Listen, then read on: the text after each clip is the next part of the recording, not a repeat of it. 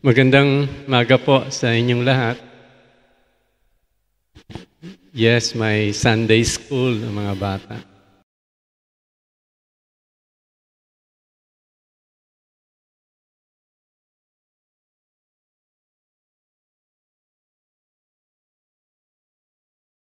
God bless you. Thank you, Bea. Isang pasasalamat po sa Diyos na nagbibigay sa atin ng biyaya na makapunta sa lugar na to at ngayon ay sama-samang sumamba sa Panginoon. Ako'y nagpapasalamat din sa biyaya na makapaglingkod sa Kanya ngayong umaga at makapagbahagi sa inyo ng Kanyang salita. Wala pa si Paulo. Birthday niya ngayon. For info lang ng lahat. Happy birthday, Pao. And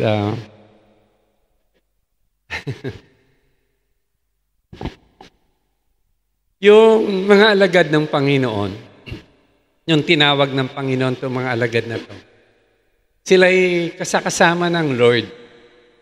At may isang gawain ng Panginoong Jesus na talagang nagmarka sa kanilang mga puso't isipan. Umaga sa pang-araw-araw na kasama mo yung, kunyari, yung asawa mo, may alam ka ng pattern sa buhay niyan eh. Alam mo na kung anong oras gigising. Minsan, alam mo na kung anong gusto, etc. No? So, mga alagad din ng Panginoon, dahil kasakasama nila ang Panginoon, may isang bagay na ginagawa ang Panginoon na nagmarka sa kanila. Kaya, nakita nila na napakahalaga ng bagay na ito sa Panginoong Yesus kasi yun yung ginagawa lagi ng Lord. Yung umpisahan niya yung araw niya sa pamamagitan nito at maging sa pagtatapos ng araw, nakikita nila na laging ang Panginoon ay nananalangin. Kaya hindi sila nakatiis ng isang araw, iniling nila sa Panginoon, Panginoon, turuan mo kaming manalangin.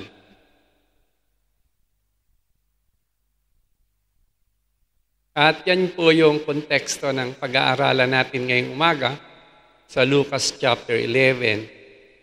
Nagbigay ang Panginoon ng pattern dun sa Luke chapter 11. Paano tayo manalangin? Ito yung tinatawag ng marami na yung Lord's Prayer. Diba? At sa maraming mga kapatid natin na Katoliko, ito yung Our Father in Heaven nila. Ito yung pattern na binigay ng Panginoon. At hindi natapos ang Panginoon dito, nagkwento siya ng isang talinghaga upang mas maidiin ng Panginoon ng pahalagahan ng pananalangin. Upang himukin bawat isa sa atin na tayo ay manalangin, huwag mapagod manalangin, magpatuloy manalangin. At sa pagkakataong ito, pinakilala ng Panginoong Hesus ang Diyos bilang isang Ama sa langit.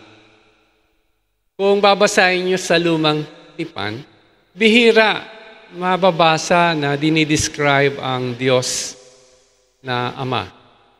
May mga pagkakataon, syempre, dun sa Exodus, na ang Diyos ay, sabi ni Moises, ay Ama ng Israel.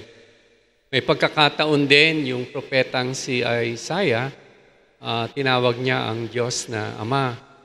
Pero kadalasan, hindi Ama ang turing sa Diyos.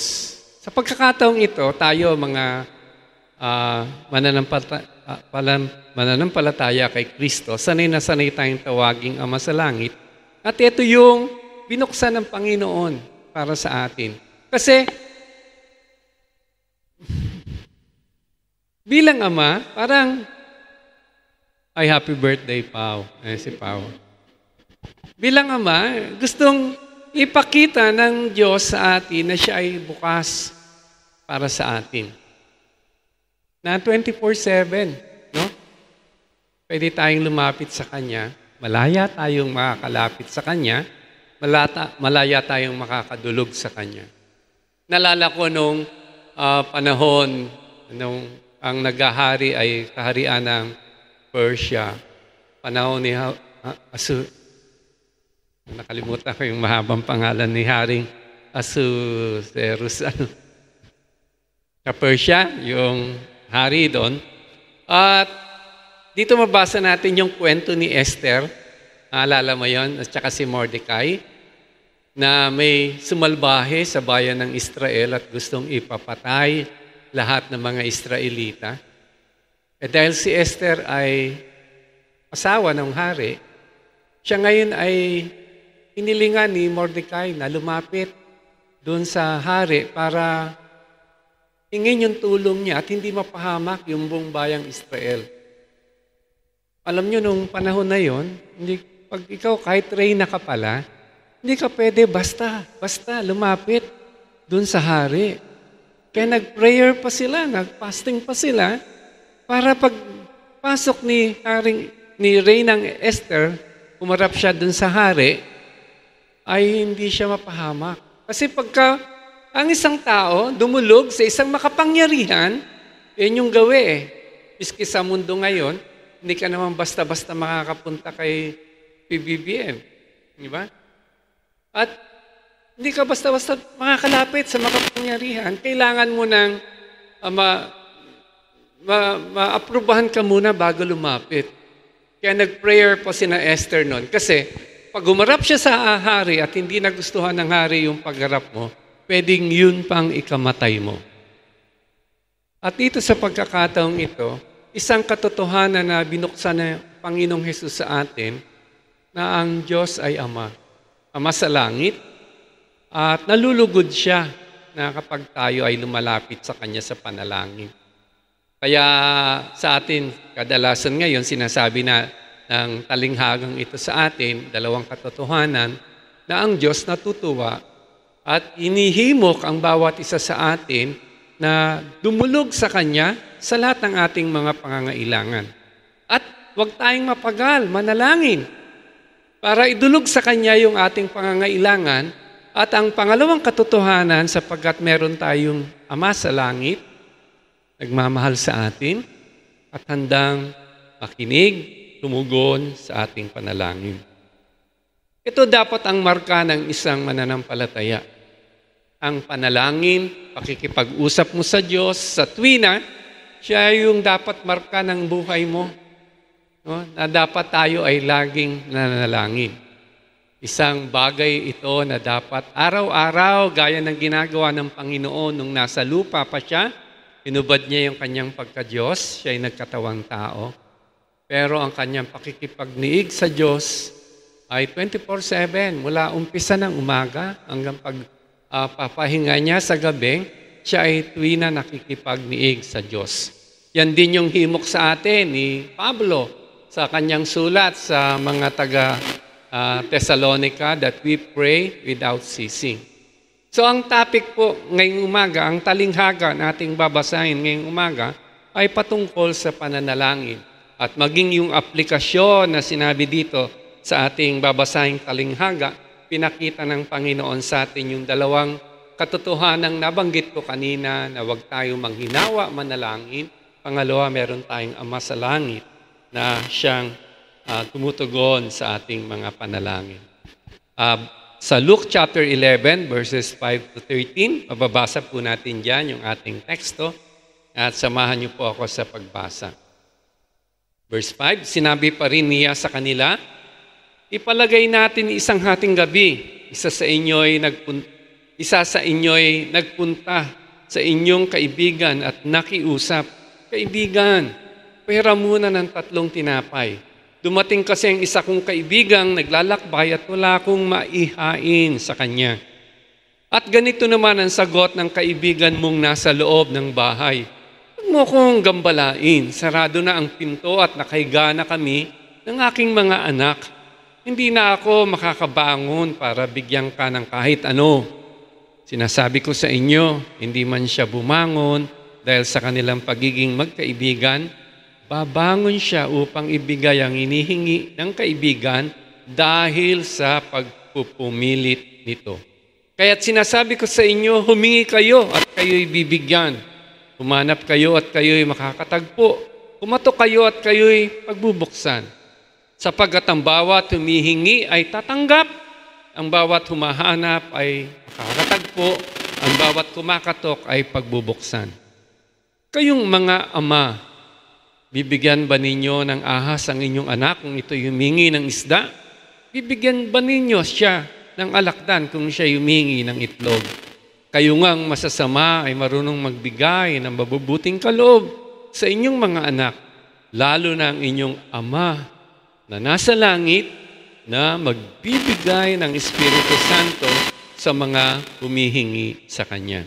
Manalangin po tayo. Dakilang Diyos, ang amin pong taus-pusong pasasalamat sa iyong salita, sa iyong pagpapahayag, at dalangin po namin, maunawaan po namin ang pananalangin at hindi lang po matapos sa pagkaunawa, kundi makita po ng bawat isa sa amin na kami ay nananalangin sa tuwina. Salamat po, Panginoon. Pagpalain mong aming pag-aaral ngayong umaga sa iyong kaluwalhatian at sa karangyaan ng iyong pangalan. Ito po ang panalangin namin sa pangalan ng aming Panginoong Jesus. Amen. So, napakaganda ng talinghaga niya kinuwento ng Panginoon. Itong talinghagang ito'y response ng Panginoon dun sa kanyang kagalakan, dun sa request. Humiling yung mga alagad dun sa chapter 1, chapter 11 sa verse 1. Panginoon, sabi nila, turuan mo kaming manalangin. At natuwa ang Panginoon. Kung tutuusin nga, maaring marami sa atin ngayon na papailing ang Lord. Kasi ang dami nating pangangailangan, pero hindi natin to dinudulog sa Panginoon. Ang nais ng Diyos ay tuwina matutunan nating lumapit sa Kanya, dumulog sa Kanya, pasalamat sa Kanya.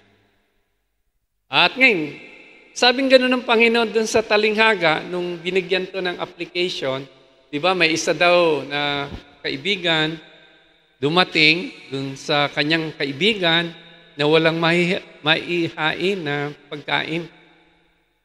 Ang request, napakaliit lang yung 3 tinapay. Inisip ko ilang kaya yung kaibigan na yung bakit 3. Pero maliit lang, 3 siguro sila. 3 tinapay lang yung inihiling wala siyang maihain, kaya kumatok siya dun sa kanyang kaibigan. Sinabi, kaibigan, may dumating ng isa kong kaibigan, wala akong maihain. Pahiram naman ng 3 tinapay. Ang sabi ng Panginoon, itong taong to, hindi siya gigising kasi maistorbo yung tulog niya, tulog ng pamilya niya, dahil kaibigan siya, pero dahil sa pagpupumilit, pangungulit, sa paghingi ng tinapay, na napilitan yung kaibigan niya nagbigay ng tinapay. Ang sinasabi lang ng Panginoon sa atin ay ito. Sa tuwina kapag tayo nananalangin at kung sandali na hindi agad tumugon ang ating Diyos sa ating panalangin, huwag tayong tumigil sa ating pananalangin. Huwag tayong ma-discourage manalangin.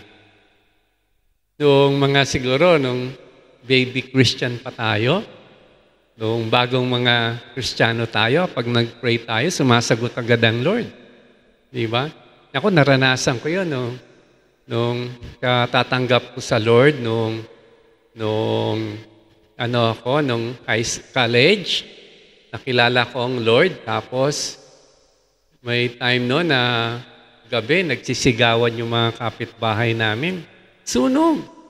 Kita ko pag tingin ko sa bintana namin, yung katabing bahay namin, nasusunog. Kahoy lang yung bahay namin. Nag-pray ako noon Sabi ko, Lord, tulungan mo kami. Nakita ko nung sandaling yon, ang Diyos agad-agad kumilos. Yung hangin, hindi umihi papunta sa amin, kundi papalayo. At sa madaling salita, nasunog yung katabing bahay namin, na dikit-dikit lang namin, pero yung bahay namin hindi nagalaw.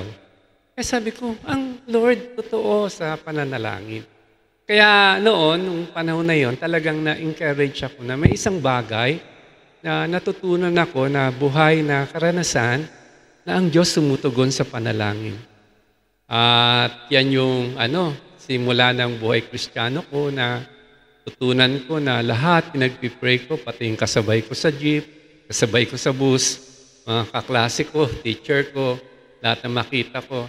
Punta ako sa library bago ako gumawa ng assignment ko, mag-solve ng problem doon binigay sa amin ng mga teacher, mananalangin muna ako at may prayer notebook ako noon. Yung notebook ko, punong-puno ng prayer ko yun. At kung babalikan ko, nakita ko na daming mga prayers na tinugon ng Lord. Bigyan ako ng pamasahe, bigyan ng ate ko ng pambigay sa akin ng pamasahe, pambigay ang tatay ko ng lakas, may sakit, mga ganun. Ang daming tinugon. Kaya nga, ang Diyos gusto niyang bawat isa sa atin lumapit sa Kanya, manalangin. Kapatid, di ba may pangangailangan ka? Ito yung isang sikreto natin bilang mga anak ng Diyos. Meron tayong Ama na pwede nating lapitan. Ipanalangin natin yung ating mga pangangailangan. Sabi nga may proseso pa humingi, at ikaw'y pagbibigyan, maganap, at ikaw'y makasusumpong, pumatok. At ikaw'y pagbubuksan. Minsan, tatagal, pero huwag tayong manghinawa na manalangin. Nanalangin ako, pumasa ako sa board. Nanalangin ako, makakita ako ng asawa. Nanalangin ako, magkaroon ng pamilya. Nung pamilya na, nanalangin ako, matapos yung mga anak ko. Pag nang natapos yung mga anak ko, maging maganda ang buhay nila. Patuloy hanggang ngayon, panalangin. Nung matanda na si Sen, nung wala na siyang trabaho, nanalangin ako sa kanya, paano naman to, Lord? Wala akong perang pangbigay sa kanya ng pensyon. Yan yung pangako ko sa kanya nung pinatigil ko siya magtrabaho. Ako magbibigay sa kanya ng pensyon. Wala na rin akong trabaho. Pastor na rin ako noon. Ikaw, Lord, kayo po ang tumulong sa akin, harap tayo. Sabi ko sa tiyak na kahihiyan dahil darating yung time, pagtanda namin ni Sen, wala kaming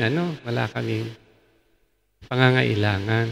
Ang Lord, nakita ko tumutugon Hindi nag-a-apply si Sen ng trabaho, biglang nag-request sa kanya yung isang kaibigan niya na pumunta siya sa opisina at mag-apply para makapagtrabaho. Sa madaling salita, ngayon, nagpe-pension si Sen, mga senior na kami. Hindi naman kawawa yung buhay ni Sen dahil sumunod kami sa Panginoon. Sabi ni James, you have not because you ask not.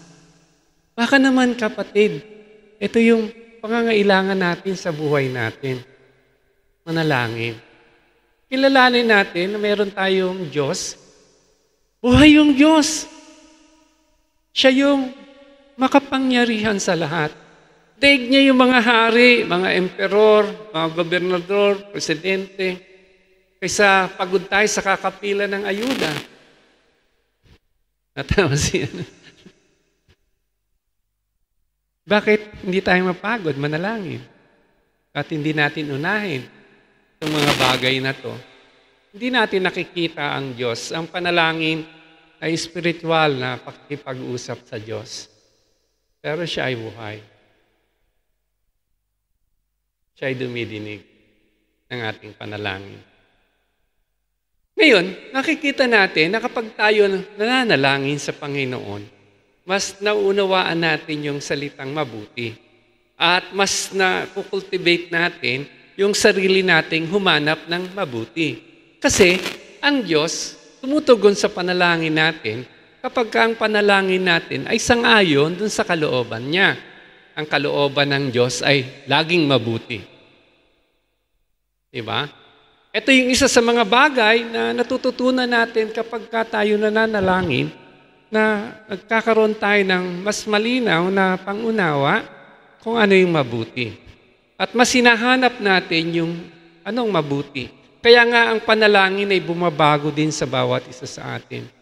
Yung mas malapit ka sa Diyos, manalangin, mas nakikita mo yung kalooban ng Diyos. Sabi ng isang talata sa Biblia, God reveals His secret to those who pray. May mga bagay na natututunan ka, hindi dahil tinuro sa atin ni Pastor Norman, kundi ang Diyos mismo nagturo sa atin. Kundi siya mismo nagpakita sa atin na ito yung pangangailangan mo. Kundi mas naging personal ang Diyos sa atin kasi ang pananalangin mo ay personal na pananalangin sa Diyos. We must ask God what is good. Yan yung tinuturo sa atin ng prayer. Sapagkat ang Diyos kailanman, hindi tayo bibigyan ng isang bagay na makakasama sa atin. Tandaan niyo po yun. Kahit anong pagpupumilit mo, kahit anong hingi mo, kahit anong hanap mo, kahit anong katok mo, kung yan ay makakasama sa iyo, God will never answer that prayer. Kaya ang prayer bumabago. Totoong prayer bumabago. Natututunan natin kasi kung ano yung mabuti para sa atin. Naalala ko yung kwento ng isa sa aming mga kaibigan. Writer siya, si Ate Nomi. Naalala ko nung mga bata pa kami, nagkwento siya na isang may mayaman. Sobrang yaman niya, ang dami niyang pera. At dahil marami siyang pera, yung anak niya, binila niya ng sports car. Blessing. Pero mo, bata, sports car ang dinadrive. Siyempre, pagpasok niya sa school, college, naka-sports car, sikat. Kaya lang, ang pagpapalang ito na uwi sa tragedy. Kasi nung minsan, isang araw, yung sports car na binigay niya sa anak niya, dahil sports car, mabilis, pinangarera, na aksidente, namatay. God will never do that to us. Hindi tayo bibigyan ng Diyos makakasama sa atin. Kaya nga, alam natin, kadalasan, o minsan, ang panalangin natin, ang sagot ng Lord ay hindi. Kasi makakasama sa atin. Pero, kapag nakita natin, at ang Diyos naman, alam na ito'y mabuti sa atin, God will never say no to us. Pasalamat ako dun sa magulang ko, kay Daddy. Nag-aaral kami. Hindi kami binigyan ng ekstrang pera niyan. Ang baon namin halos pamasahe na lang. Kasi kung binigyan ako ng extra, baka nagbulak-bulak ko. Di ba? Baka imbis na nasa school, nandun ka sa sine. Ang daming magagandang palabas. O kaya, matuto kang magbarkada, makipag-jamming. Sabi nga nung isa dun sa isang Facebook post, ma, penging pera, may project kami. Ano ba yung project mo? Yung punta kami MOA.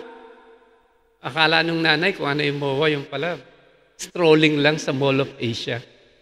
Pag marami kang ganito, minsan hindi natapos yung pag-aaral eh. Di ba?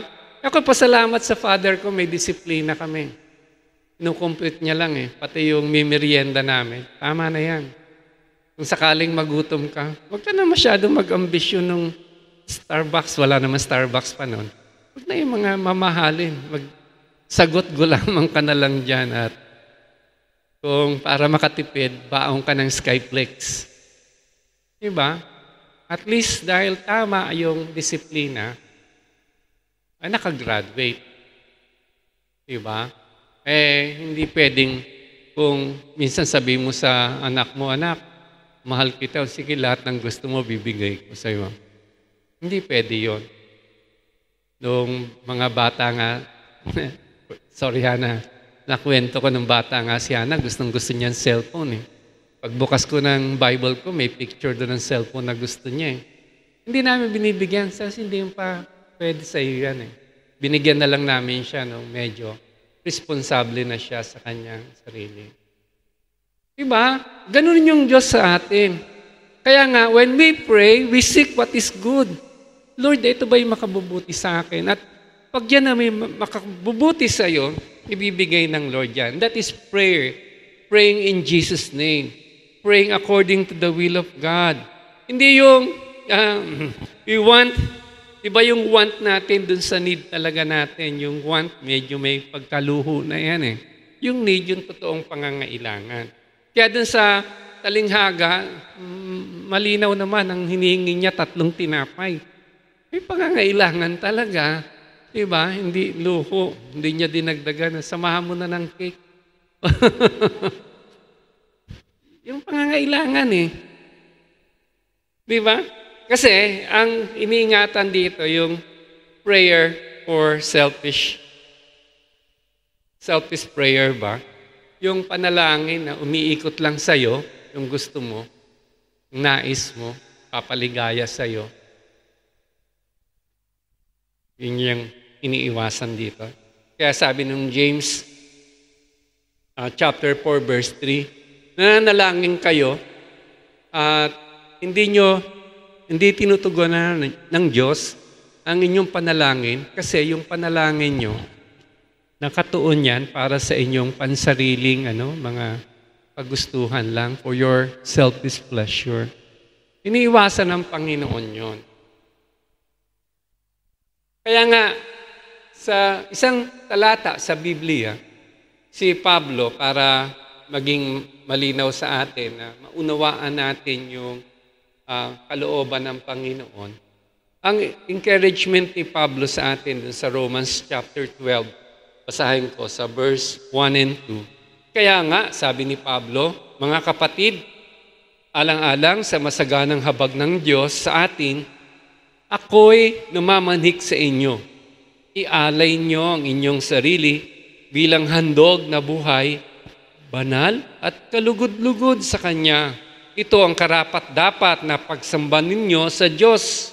Huwag kayong umayon sa takbo ng mundong ito.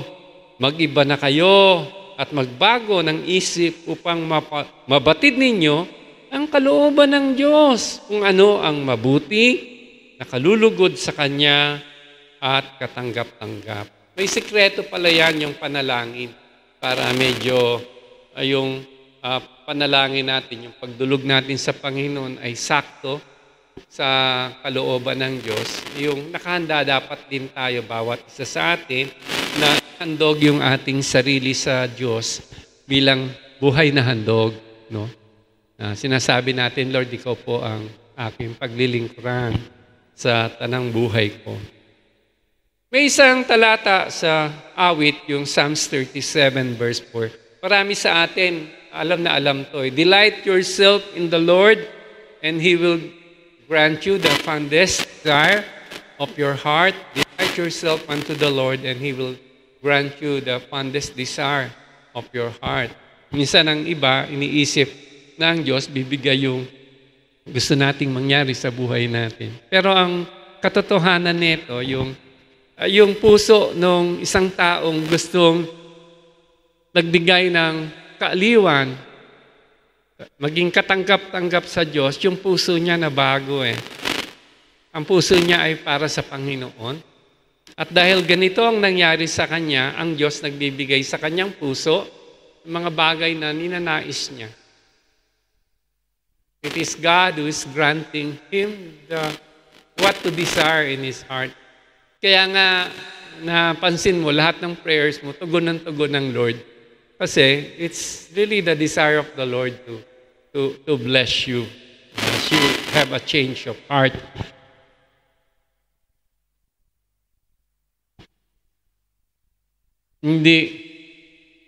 Hindi ang Diyos ang susunod sa kalooban natin, kundi tayo, hinahanap natin yung kalooban ng Diyos upang masunod natin yung kalooban ng Diyos.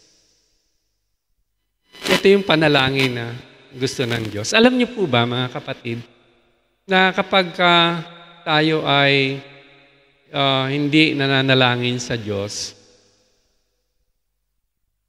una, marami tayong pangangailangan, hindi nagkakaroon ng solusyon.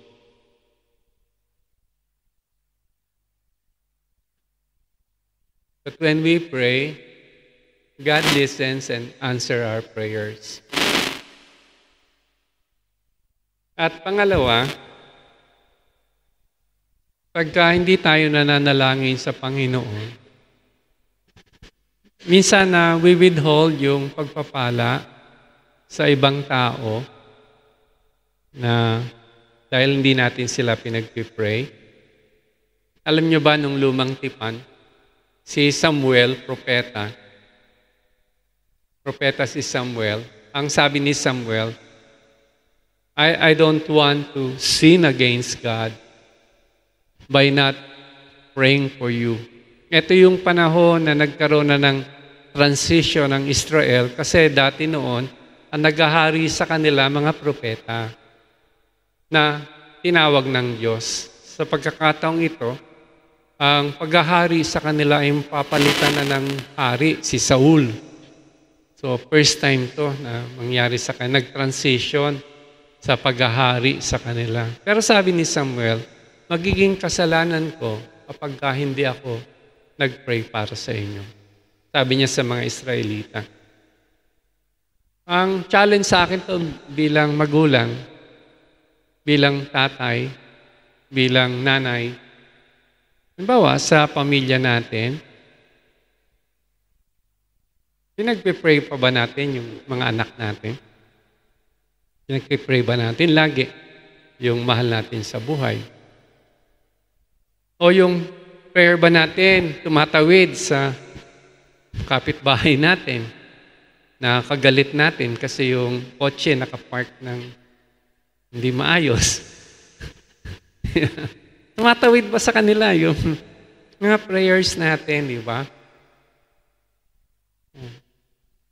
Tumatawid ba yung prayers natin sa ating mga kaibigan, sa ating mga mahal sa buhay, mga kakilala?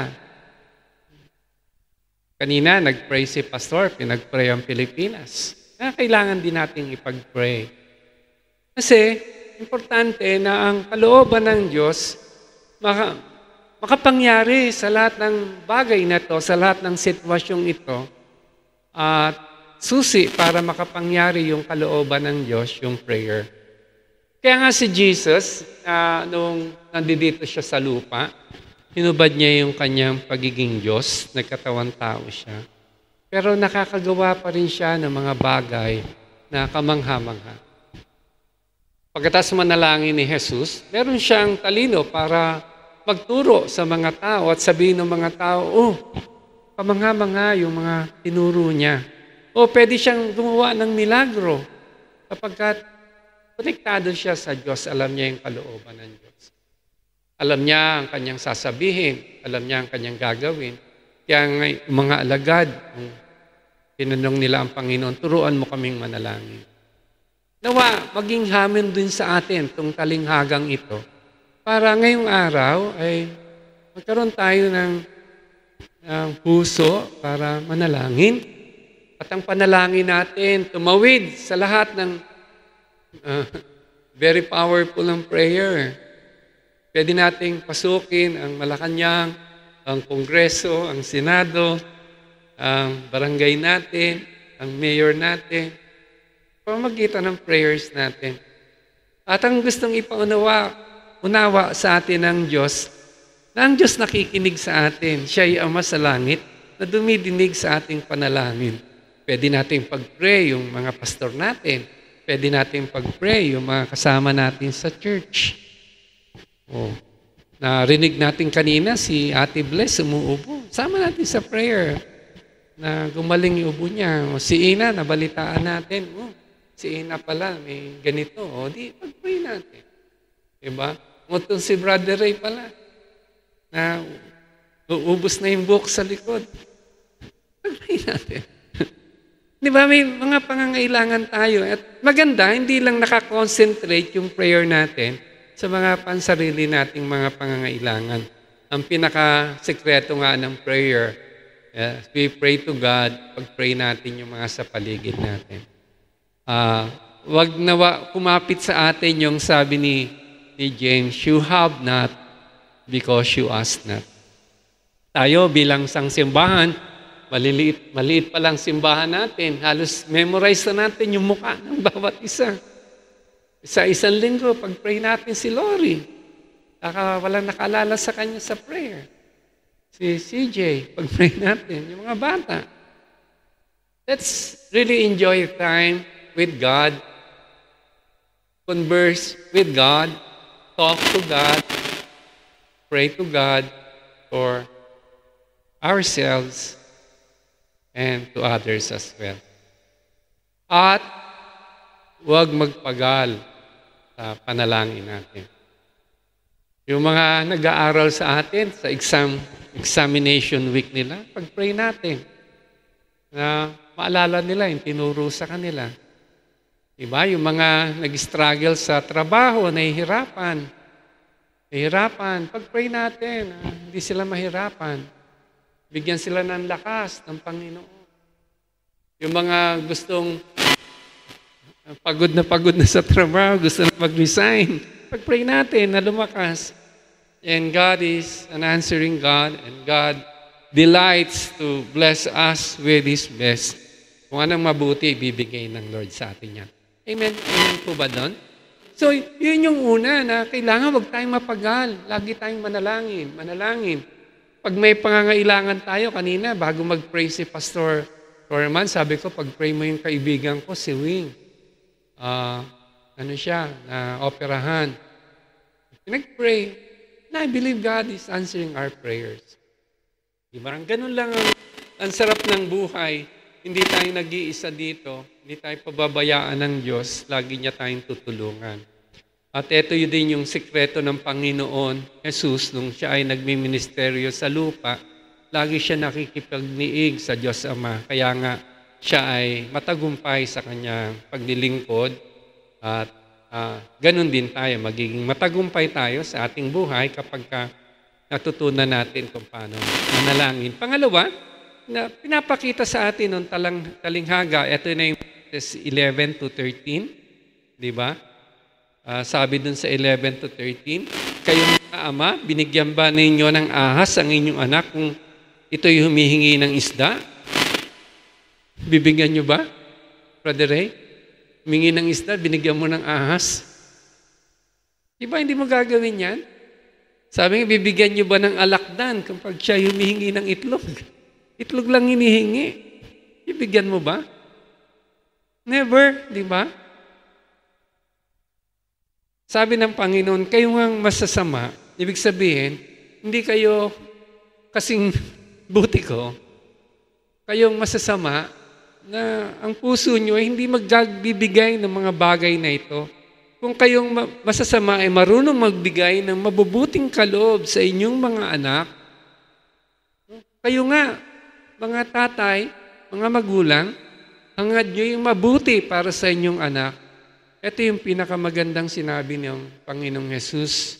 Lalo na ang inyong Ama na nasa langit na magbibigay ng Espiritu Santo na humihingi sa Kanya. Dito pinapakita ng Diyos sa atin na kaya niyang higitan lahat yung ating panalangin at pwedeng ibigay ng Diyos yung pinakamabuti para sa atin. Ngayon, tayo ay tinawag ng Diyos ang Ama, ang Diyos bilang Ama sa langit.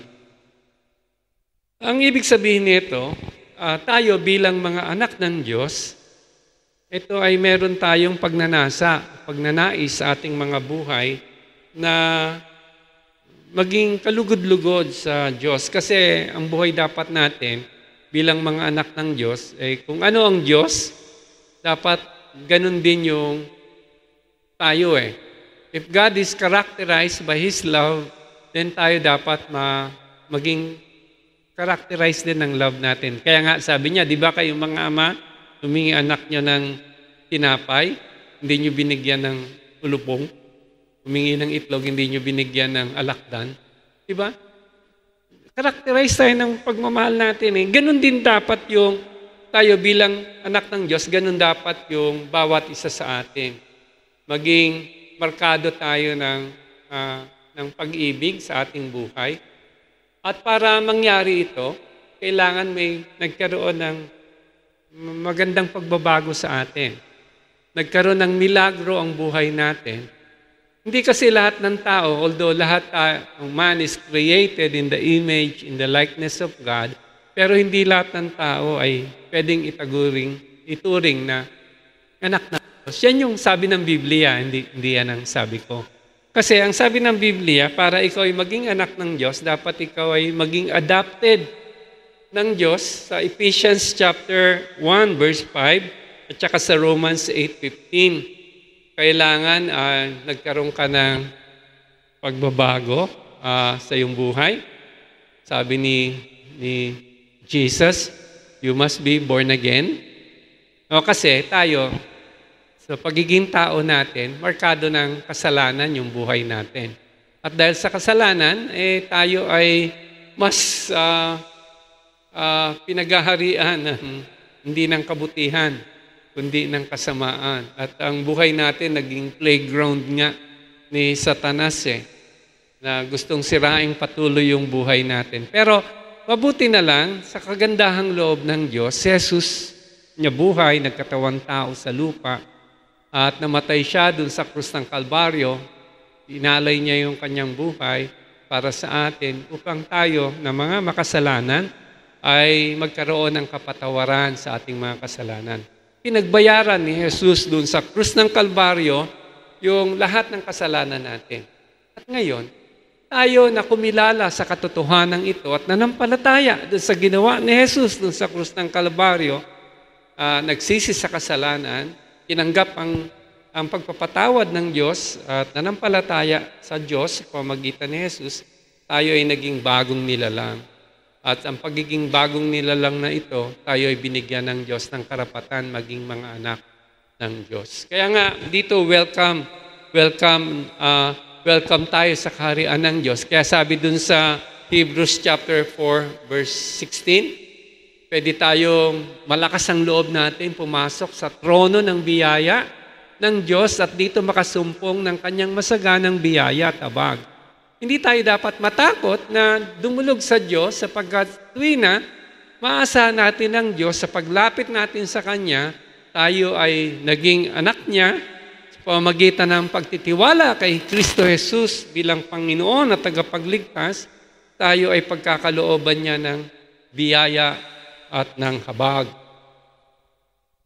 Kaya marami tayong undeserved favor, Brother Ray. Mabuti ang Panginoon. Hindi man natin deserve ang mga bagay binibigay ng Lord sa atin. At habag, meron tayo niyan. Kaya si Paul dun sa Filipos chapter 4 verse 19, sabi niya, and my God shall supply all your needs in Christ Jesus. Ang Diyos na magbibigay ng lahat ng inyong pangangailangan pamamagitan ni Kristo Jesus. Kaya nga, mga kapatid, alam ko, bawat isa sa atin may mga pangangailangan, ipagkatiwala natin sa Diyos. Lumapit tayo sa ating Ama sa langit at idulog natin yung lahat ng ating pangangailangan. Magtiwala tayo na sa Kanya masusumpungan natin yung mga pangangailangan ito. Sabi ko nga kanina, nung na-born again ako nung college, may prayer notebook ako. Minsan, chinek ko yung prayer notebook ko kasi maraming panalangin ako doon sinusulat ko. Bago ko itapon wala na yung prayer notebook kong yun Ando doon lahat yung prayers ko noon Bago ko itapon yun, binasa ko ulit. Nakita ko lahat ng mga panalangin doon, tinugon ng Lord Yung iba, hindi daglian. Pero kadalasan ay tinugon ng Lord. Tumagal man, tinugon ng Lord yung prayers ko. Sabi ng Matthew chapter 7, Father in heaven will give good gifts to those who ask Him. Ang Ama sa langit ay magbibigay ng mabuting bagay sa humihiling sa Kanya.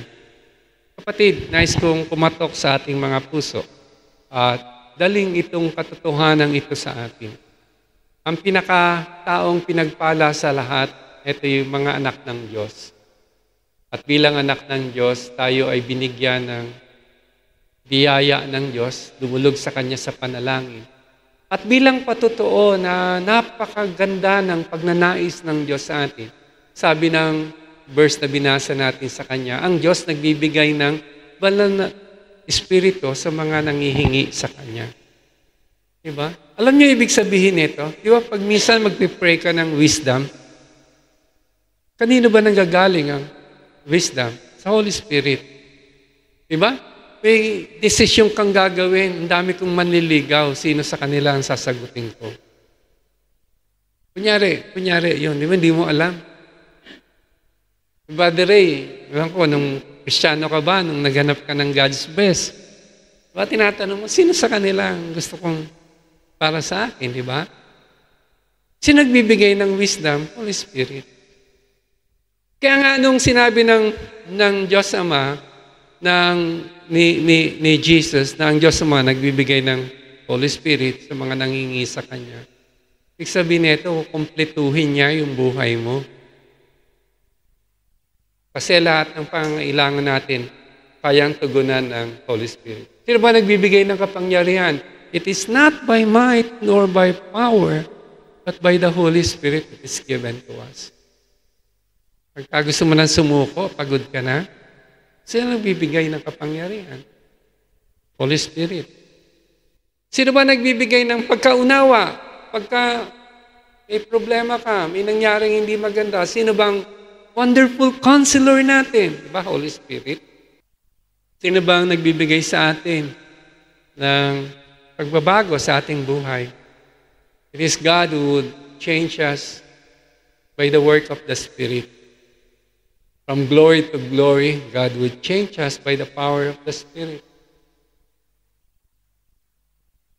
Father in heaven will good gifts to those who ask Him. Nawa, mga kapatid, mag-reflect tayo sa relationship natin sa Diyos. Nawa, itong talinghaga na binuksan natin ngayong umaga, maging hamon natin sa ating buhay. Suriin natin yung ating mga sarili. Tignan natin kung tayo ay patuloy na hindi napapagod sa ating pananalangin. Lagi tayo nagpipray. Patuloy tayo nagpipray. Lagi tayong dumudulog sa Panginoon sa prayer. Naniniwala tayo. Ang Ama sa langit ay patuloy na tumutugon at nakikinig sa ating panalangin. Hamon sa bawat isa. Araw-araw, umpisahan natin ang araw natin sa panalangin.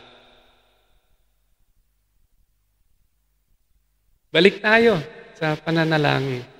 Balik tayo sa pakikipag-iig sa Diyos. At buong araw, habang kumikilos tayo, dadrive man tayo ng sasakyan natin o may mga pa-meeting na pupuntahan tayo, lagi natin ang pakikipag-usap sa Diyos, pakikipag-iig sa Kanya, paghingi sa Kanya ng mga pangangailangan, kakayanan natin. May makita tayong tao nangangailangan, dalog natin sa Lord, pag-pray natin. At habang ginagawa ito, mas lalong yayabong yung pagkilala natin sa Diyos. At mas lalong makikita natin kung ano yung mabuti sa atin at yung mas mabuti pang gagawin ng Diyos sa ating buhay. In the end, nakita nyo yung sarili nyo na isang taong lubos-lubusang pinagpapala ng Diyos. Malungkot lang kung sabihin ni James sa atin, you have not because you ask not. Malungkot din kung ang buhay natin bilang isang anak ng Diyos hindi markado ng pananalangin. Gaya ng Panginoong Yesus, ito yung marka ng kanyang buhay. Ito yung dahilan kung bakit ang mga alagad umiling sa Panginoon at turuan silang manalangin. At sa atin ngayon, hindi lang dapat na makita natin, ay, dapat pala mananalangin, kundi makita natin yung sarili nating nanalangin. Ang hamon ko sa inyo, sige, lista nyo yung prayers nyo sa Panginoon. Lahat ng pinag-pray nyo. At pagkatapos nung isang taon, tignan nyo yung prayer request nyo. Kung paano tinugon ng Lord yung ating mga panalangin. Hindi man natin siya nakikita, siya ay totoo at siya ay buhay. At siya ay handang dumulog sa ating mga pananalangin. At kung papaano yung buhay natin mabago, ma-identify natin sa pakikipagrelasyon natin sa Diyos, kung ano yung mga selfish na prayers natin, kung ano yung magandang kalooban niya sa atin. And God will bless us even more. Did you see? Amen to that? Amen?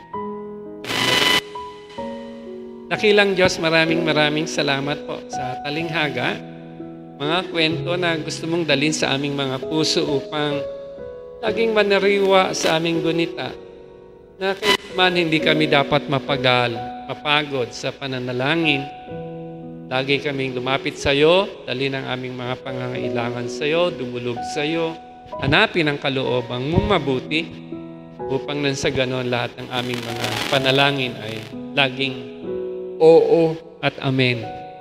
Ganon din, Panginoon, makilala ka naming patuloy sa aming pananalangin. Ikaw ang banal na Diyos, makapangyarihan sa lahat. Ngunit binigyan mo kami ng pribilehiyong maging mga anak mo upang makalapit sa iyo. Tuwina, araw-araw, 24/7, upang biyayaan at pagpalain ang bawat isa sa amin. Mabuti ka, O Diyos. Sa iyo ang kaluwalhatian, ang aming papuri, ang taos na pasasalamat. Ikaw lang po ang karapat-dapat sa pangalan ni Jesus. Amen.